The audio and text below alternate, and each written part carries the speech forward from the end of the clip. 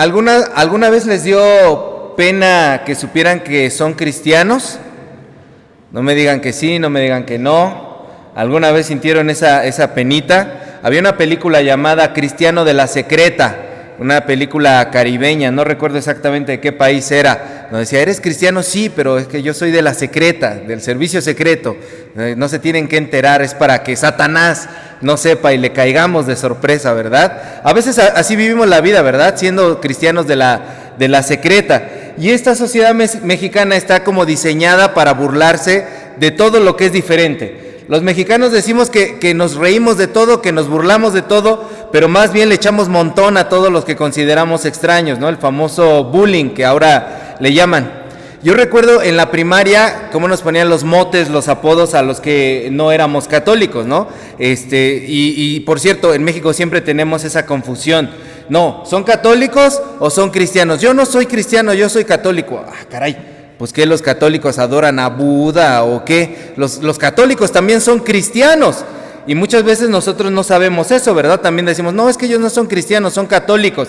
Son cristianos, son un tipo de cristianos al igual que nosotros somos un tipo de cristianos. Y quienes han tomado curso de probandos, en la parte de historia vemos incluso que nosotros derivamos de allí, ¿verdad? Entonces, nuestros hermanos católicos también son cristianos. Por eso me escucharán a mí decirles, nuestros hermanos católicos. Qué tan buenos o qué tan malos hermanos sean, eso ya toca allá arriba a juzgar, no me toca a mí. Pero de que son nuestros hermanos, eso sí no lo podemos negar. A veces ellos nos llaman los hermanos separados, nos llegan a decir los más decentes, ¿no? Y nosotros les decimos los idólatras. Entonces yo no sé quién sea el buen hermano o el mal hermano, si nosotros les hablamos así, ¿verdad? Bueno, el caso es que recuerdo en la primaria las burlas, y de repente en el estado más laico que pueda haber, cada vez que llegaba la salida de sexto, de kinder, de la secundaria, los profesores organizaban ¿qué cosa? Las misas. Ah, caray, pues no que la educación era laica. ¿Por qué organizaban las misas? Bueno, y se armaba la lista, ¿verdad? ¿Quiénes van a participar? ¿Y quiénes no van a participar? ¿Y por qué no van a participar? A ver, señora, ¿usted por qué no va a participar en la misa? Y todos así, es que son de otra religión. Son de otra religión. Ellos son de otra religión, son aleluyos. Son de los hermanos. Ellos son de los otros, ¿verdad? Y siempre estaba como el señalamiento. Y también cuando venían fechas, como por ejemplo ahorita que va a ser Día de Muertos, Halloween y todo esto, también era así como quiénes van a participar y quiénes no. Algunos que eran de iglesias pentecostales mucho más aferradas a sus creencias, decían, nosotros no participamos en nada de Día de Muertos, no llevamos nada para la ofrenda. Y algunos aún más aferrados, hay hermanos nuestros que no celebran Navidad.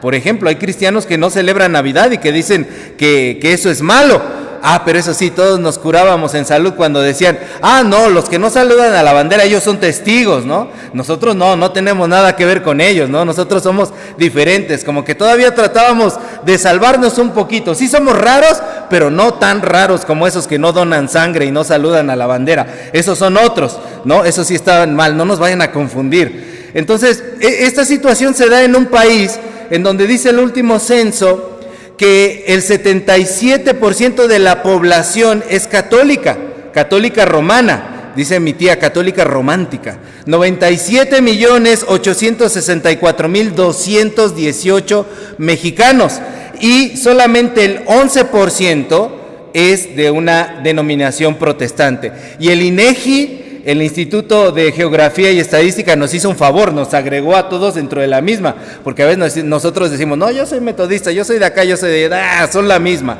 11% somos de una denominación cristiana que no es católica. Eso quiere decir 14.095.307 mexicanos. Entonces, en una primaria donde haya 100 niños, 77 son católicos y solamente 11 son de alguna iglesia no católica, evangélica o protestante. Entonces, claramente estábamos en cierta desventaja. Eso ahora, porque ha ido creciendo, ¿verdad? Ha ido disminuyendo la feligresía del catolicismo y ha ido creciendo otras iglesias. E incluso ha ido creciendo el ateísmo, que es lo que más está creciendo actualmente. Entonces, en la primaria, que es una jungla, nos hacían sentir esa presión. Usted cuando manda a sus niños en la primaria o ve a los niños de la primaria, ¡ay, qué bonito la etapa de la primaria! ¡No! La primaria es una jungla y ahí sientes lo que es de a de veras, y más cuando la primaria es pública, cuando no es una de esas primarias privadas. Ahí los niños se burlan unos del otro, y si hay situaciones familiares te lo hacen saber y te hacen saber tu color de piel, y si estás gordito o no estás gordito, si estás orejón o no estás orejón. Te quedas traumado de por vida porque la primaria es una jungla. Entonces allí no estoy diciendo que sufriéramos una persecución, porque hay países donde sí son perseguidos los cristianos, pero de que nos hacían saber que éramos diferentes, nos hacían saber que éramos diferentes, aunque gracias a Dios gozamos de una libertad religiosa. Tenemos libertad religiosa en nuestro país, podemos ejercer nuestra fe como nosotros queramos, ¿no? Pero sí te hacían sentir que eras de otra religión, y a veces pues nosotros lo que hacíamos era escondernos.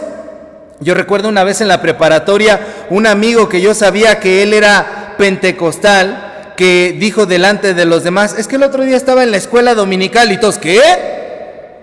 ¿Qué es esa cosa de la escuela dominical? Y yo, ay, Dios mío, trágame tierra, así como escondiéndome. Dije, es como el catecismo, como para salvarlo a él y como para que yo dármelas de culto, pero yo no quería decir que yo era cristiano, ¿verdad? Ah, como el catecismo. Ah, bueno, Mario sabe cosas, ¿no? Y ya no me preguntaron. Pero sí, o sea, si usted ha llegado a sentir esa penita, le quiero decir, es algo normal. No estoy diciendo que sea algo bueno y que usted debe perpetuar eso, pero de que lo llega a sentir en algunos círculos sociales, lo llega a sentir. Pero quiero decirle hoy día que no tenemos nada de qué avergonzarnos.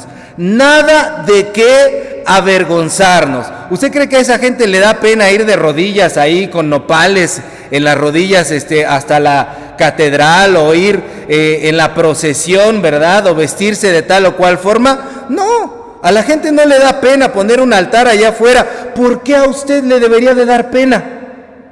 Su fe. ¿Por qué le debería? No, es que ¿qué van a decir los compañeros del trabajo? ¿Qué van a decir los vecinos?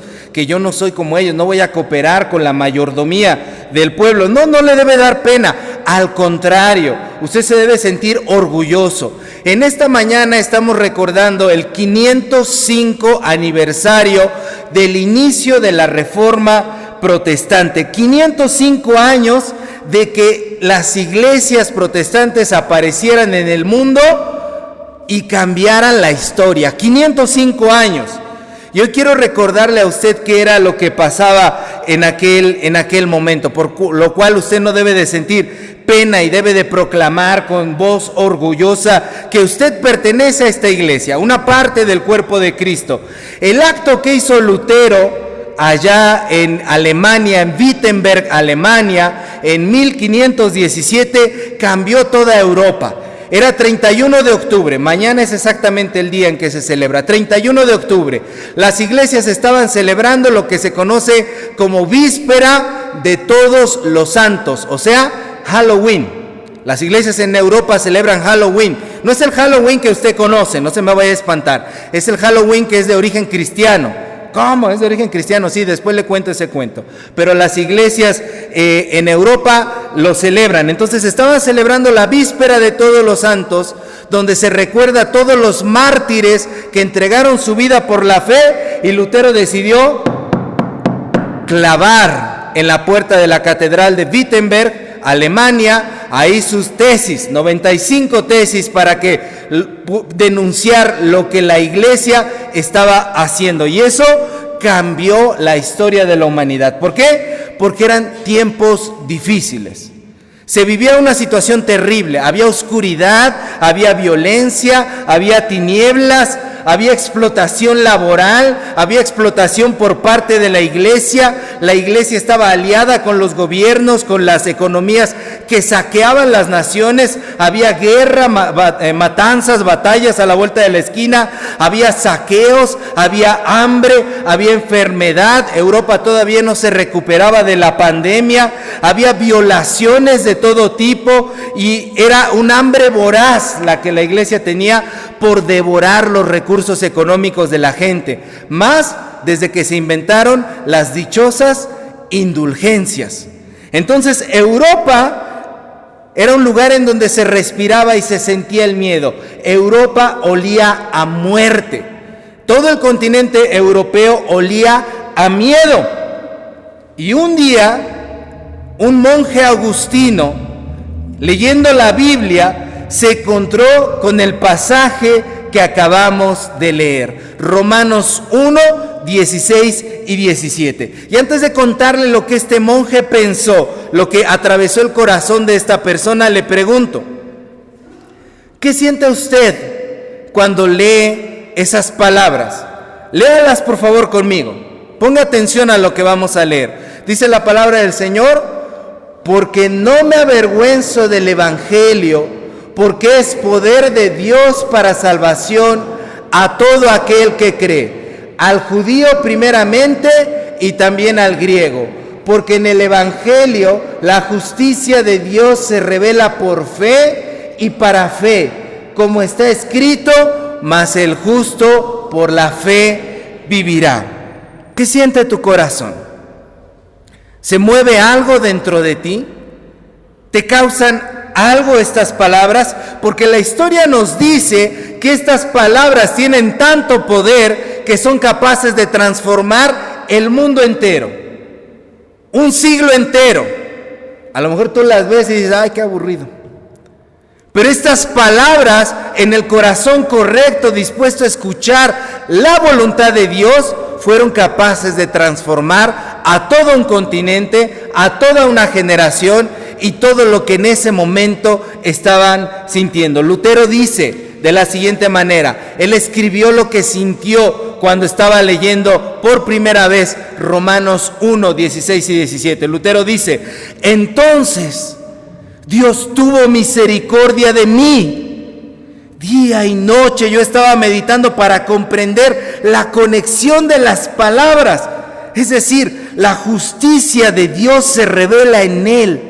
Como está escrito, el justo vive por la fe. Ahí empecé a entender la justicia de Dios como una justicia por la cual el justo vive como por un don de Dios, a saber, por la fe. Noté que esto tenía el siguiente sentido.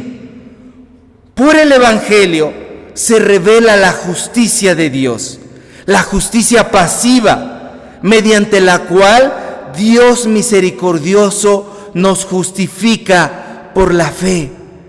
Como está escrito, el justo vive por la fe. Y ahora me sentí totalmente renacido. Las puertas se habían abierto y yo había entrado al paraíso. De inmediato toda la escritura tomó otro aspecto para mí. Acto seguido recorrí la escritura tal como la conservaba en la memoria y encontré también otras palabras con un sentido análogo. Por ejemplo, la obra de Dios es la obra que Dios realiza en nosotros. La virtud de Dios significa la virtud por la cual nos hace poderosos. La sabiduría de Dios es aquella por la cual nos hace sabios. Lo mismo sucede con la fortaleza de Dios, la salud de Dios, la gloria de Dios.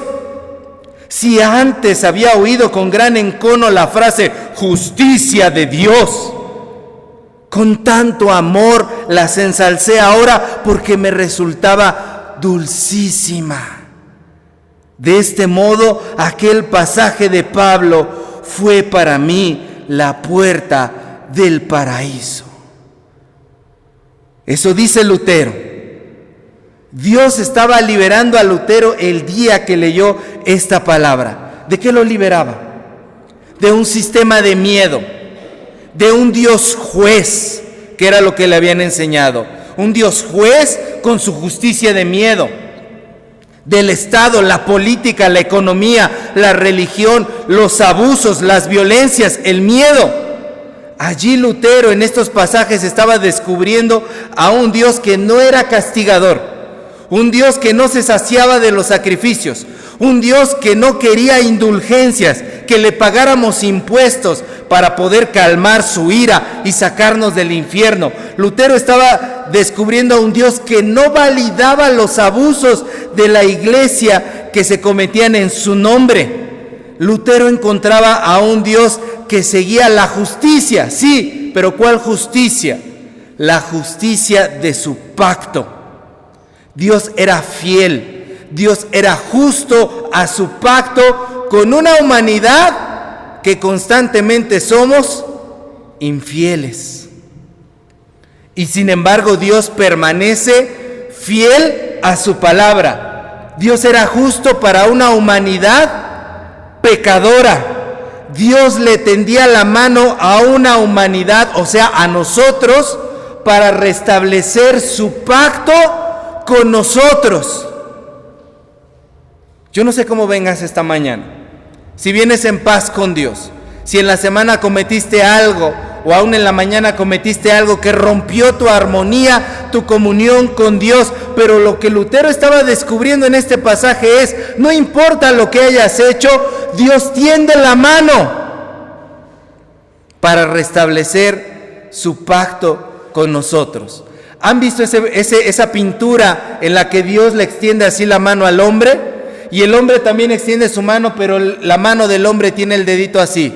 ¿Por qué tiene el dedo así?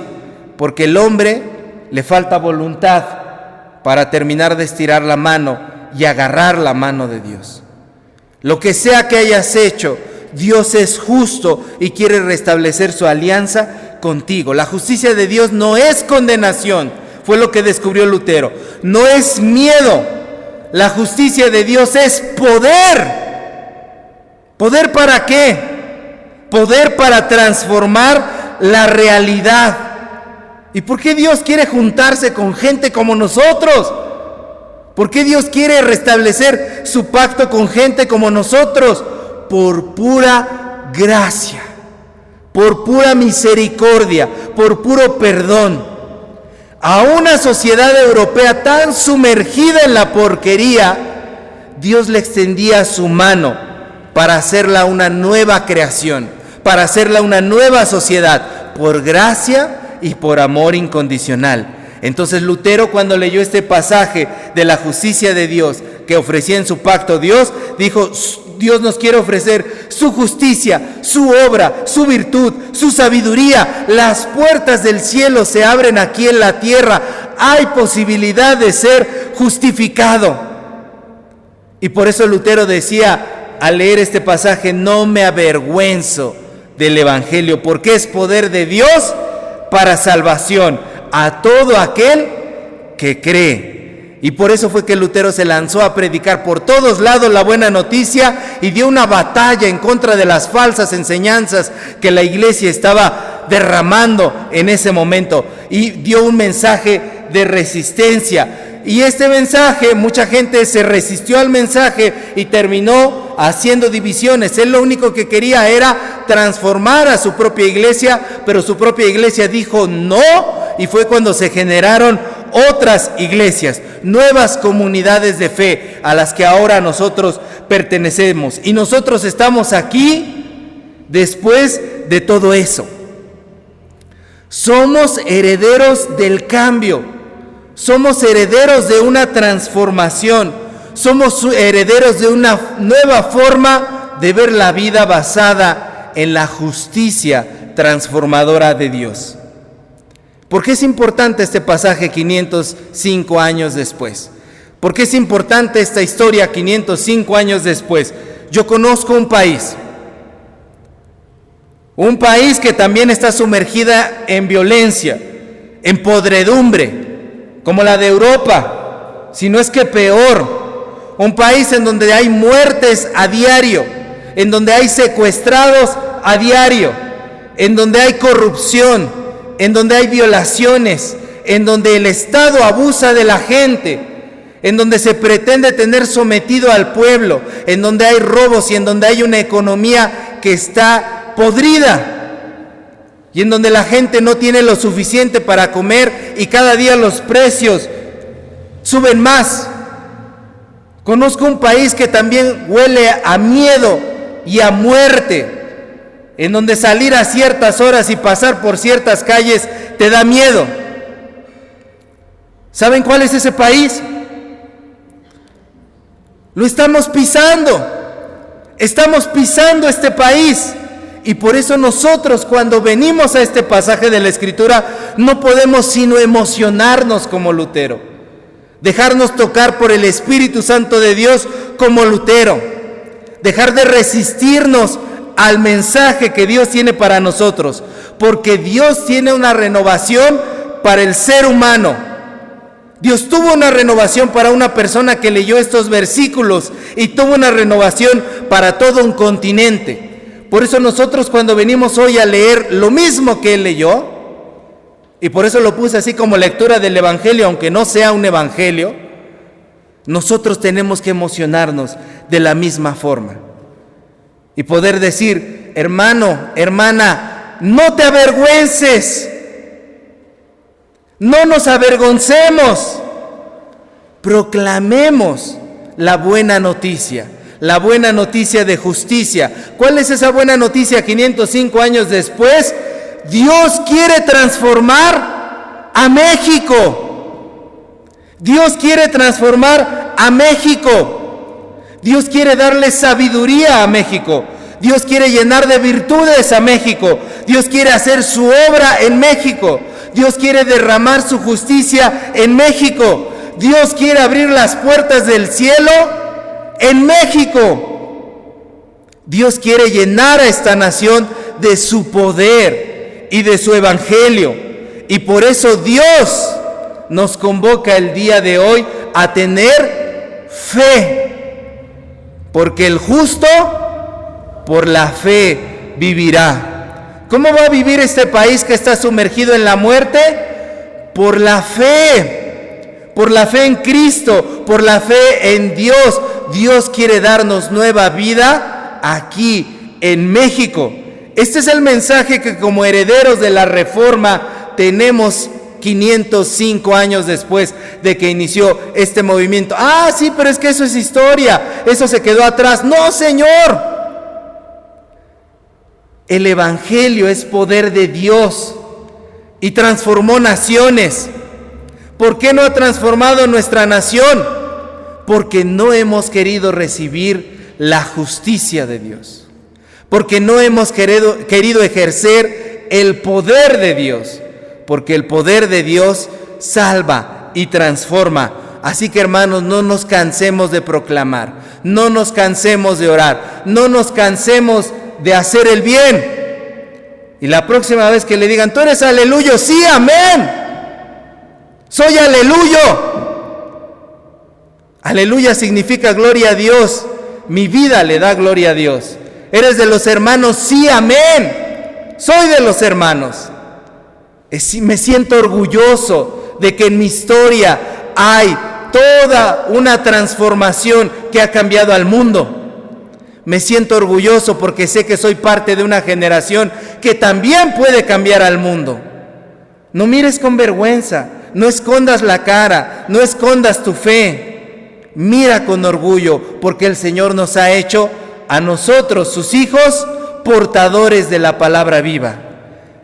Y si un versículo, 2 versículos fueron capaces de cambiar el mundo entero, imagínate qué es lo que pasará cuando tú te sumerjas totalmente en la palabra de Dios. No nos cansemos de hacer el bien, no nos cansemos de transformar a esta nación. Me da mucha pena que hoy en día algunos metodistas dicen: no somos de la Reforma Protestante. Claro que somos de la Reforma Protestante. Allí inició nuestro movimiento en algún modo, de forma histórica. Y si nosotros nos desligamos de eso, nos desligamos del proceso de transformación que Dios quiere traer a este mundo. Cuando la iglesia metodista llegó a este país, transformó a este país. ¿Y luego qué pasó? Los metodistas nos dormimos. Así que es hora de despertar y es hora de transformar de nuevo este país. El mensaje está vivo, no es historia, nosotros somos parte de esa historia. Amén. Pongámonos de pie. Amado Señor, te damos gracias, Señor, por hablar a nuestro corazón.